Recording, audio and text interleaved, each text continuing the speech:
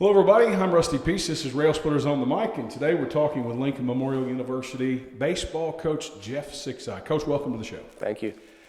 Well, the 2020 season is upon us. You and your team enter this year coming off of a 34-19 season finish, 18-6 sack mark, 16-6 here at home.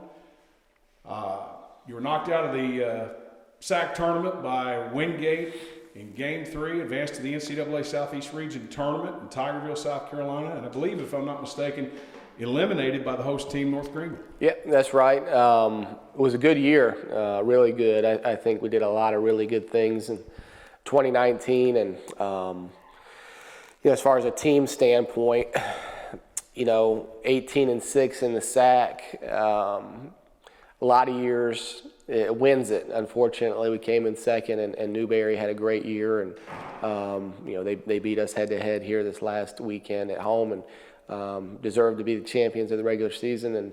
But we had a great year. First ever at-large bid to the NCAA tournament, which was a big deal for our program, and the other two times they'd been automatic bids, but our guys earned that. Went and performed well. Beat Mount Olive in the first round, and then the number one team in the country, the host, North Greenville, beat us twice in a regional final, and they were just better than us, and we couldn't find a way to win, but it was a really good year. Typically throughout an athletic season, that level of success comes with losses, and I know you had several key losses in terms of graduation from a year ago. Yeah. Well, I think the obvious ones, Ethan Elliott was the NCAA Division II National Pitcher of the Year. He was probably the best pitcher statistically to ever pitch at LMU. And then Matt Mullenbach also got picked up by the Mets, and he was our number 2 guy for a lot of the year in the rotation. So losing 2 professional guys in your rotation will be tough, but I think we've got some capable guys that are gonna step up and help. Then on the offensive side of it, lost a number of guys, but notably Seth Hunt, who is the program's all-time leading hits guy, and took that honor from Logan Augustine, who had set the record a year before. But he was academic All-American as well, but leadoff guy, center field for 4 years. And then, Chris Salvi was a presence in the middle of our lineup. Will Reddick, was an everyday guy for 2 years in the outfield. So, but, again, I think we have some capable players coming in to replace them. Certainly hard to replace those guys, but I think our guys are up to the challenge this year.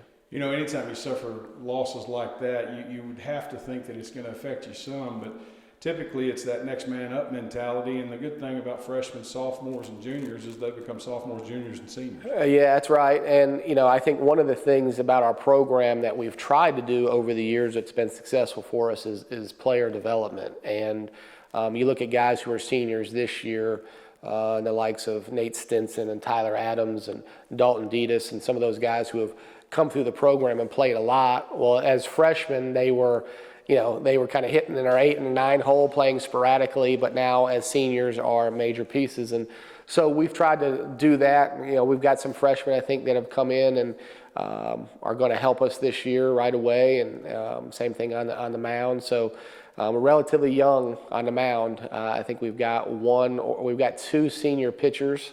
The rest are underclassmen. So, that's a key cog for us. We try to replace from within the program. We don't recruit a lot of junior college and 4-year transfers, although we do have some. But we try to develop from within, and we've got some freshmen that are going to step up and help.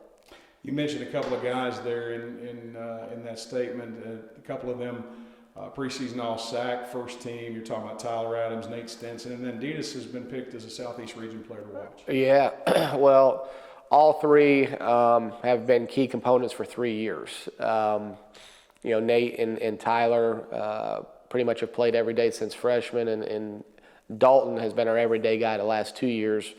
In my opinion, the best defensive catcher in the SAC. Has given us something offensively last year, hitting our 2-hole think we really took off when he hit in the 2-hole. He was getting on base a lot. But I think the best defensive catcher in the South Atlantic Conference, in my opinion. Then Tyler and Nate both swing big bats, and Tyler can play third and short. Nate's going to play left field and DH, and we'll start the season without Nate. He's had an elbow injury and had surgery, but he should be back after a couple weeks. It was minor, but all three of those guys are great leaders as well. So let's go back to the preparation for the upcoming season. I mean, top 5, I think, recruiting class in the country. You're preseason ranked number 8 nationally by the Baseball Coaches Association, and then picked to finish 3rd in the SAC. So that says a lot about the strength of the SAC this year. Yeah. Well, Rusty, you and I over the years have talked about preseason accolades for players and preseason rankings. To me, it's the most insignificant rankings of all is preseason stuff. But I think the point that you made about the strength of our conference is valid. You look at last year and how we finished. Newberry 1, hosted a regional. LMU 2, at-large to a regional. Catawba 3 last year. Won a regional and super regional, went to a World Series. So in their preseason number 5 in the country, finished 3rd in the SAC last year, which they're a perennial power in our league. So I think that speaks to the strength of the SAC. You also have Wingate, Tusculum, Carson Newman, all those guys appearing in either region rankings or receiving votes in region rankings. So it's a monster. It is every year, but I think 3 teams from the SAC getting in last year to the NCAA tournament, when only 6 come from our region. The 3 of them were SAC schools. In the sport of baseball, that's pretty significant for the power of the SAC. I go back to when you took over the helm of the LMU baseball program back toward I say it as the turn of the century. It sounds so long ago, but in reality, I mean, it was. Yeah. I think I might have even said something to you like, be careful. You turn around, and it's been 15, 20 years. You're about to enter your 17th season. Yeah. 400-plus career wins. Yeah. You're, I guess, one of the upperclassmen, so to speak, of the South Atlantic Conference. A lot of people are starting to mention your name in the same breath as guys like Dean Bailey. I mean, you're closing in on his career wins mark of 449. You've got over 400. Well, I didn't know that about the wins, but to be mentioned in the same breath as someone like Dean Bailey is incredibly humbling. I never would have imagined that when I took over at LMU. Love LMU, Rusty, and I took over when I was 27 years old, now the ripe old age of 44, and I think when I first started, I probably couldn't have envisioned the tenure, but man, God had a plan for me to be here. It's been amazing at LMU, and I'm grateful to be here. 3 SAC trophies, whether it be tournament or regular season championships since 2013.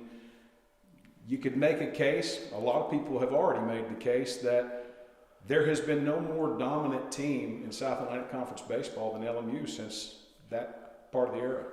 Well, I think every program strives to be consistent, and we talk about it to our team almost daily, and a lot of coaches you'll see being interviewed say, we just need to be more consistent, as if being consistently excellent is easy. Being consistent on the field is hard. Being a consistent person is hard.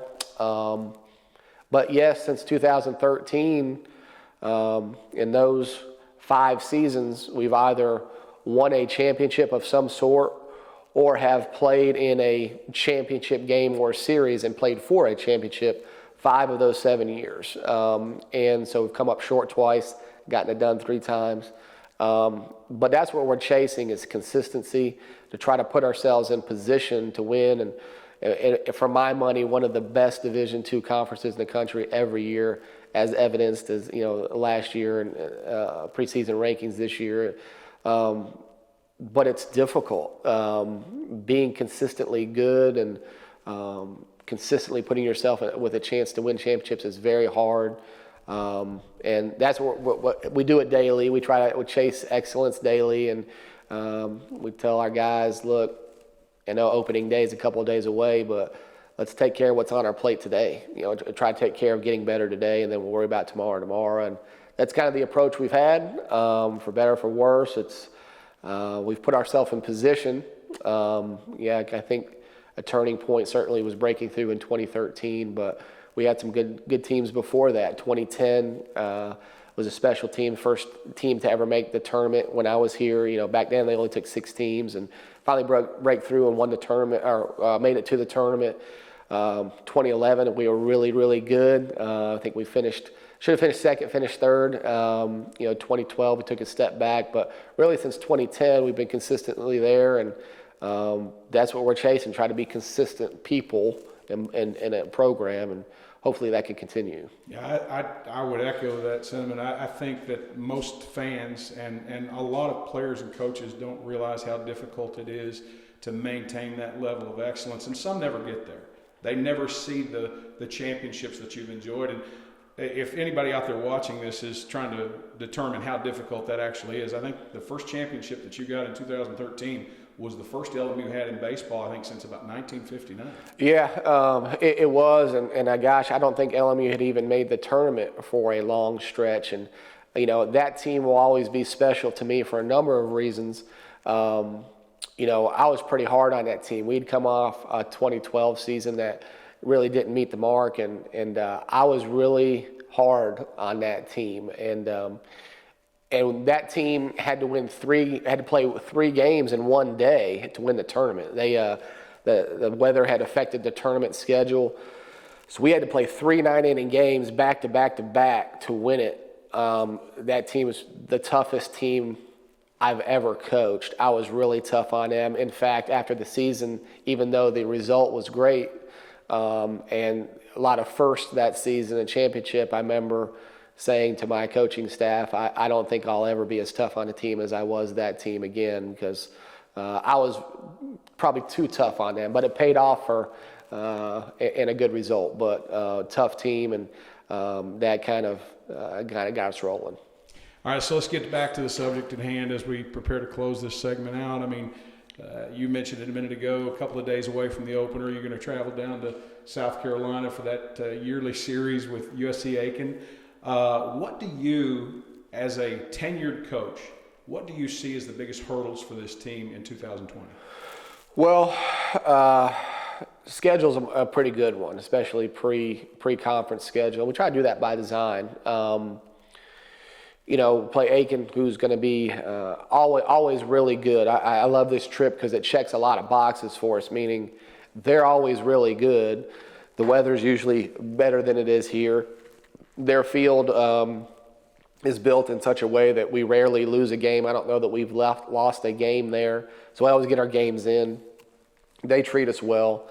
So it's a great trip every year. I've seen no reason to change that. But then we come home for a weekend against Ohio Valley, and Chad has done a great job with his program. Then we go down to Florida Southern, another national power, before we open up conference play. I think another big thing is just kind of the unknown, and I think every program goes into the season with unknown. But we had some. I think the last 2 or 3 years we've kind of been pretty set with our conference rotation, pitching wise. We kind of knew who's going to be there. We knew kind of our leadoff guy. I could Xerox that lineup card, know who's going to be in the leadoff spot every day, in our 4-hole and that kind of thing. But so I think there are some roles still to yet emerge, some unproven guys. I think we got a lot of capable players. We talk about it every day. A lot of capable guys, a lot of mouths to feed, if you will. It's going to be who kind of rises up when the lights come on for real, who steps up and performs. And I think we got a lot of guys who are capable of that. It's just unknown right now. So we'll see.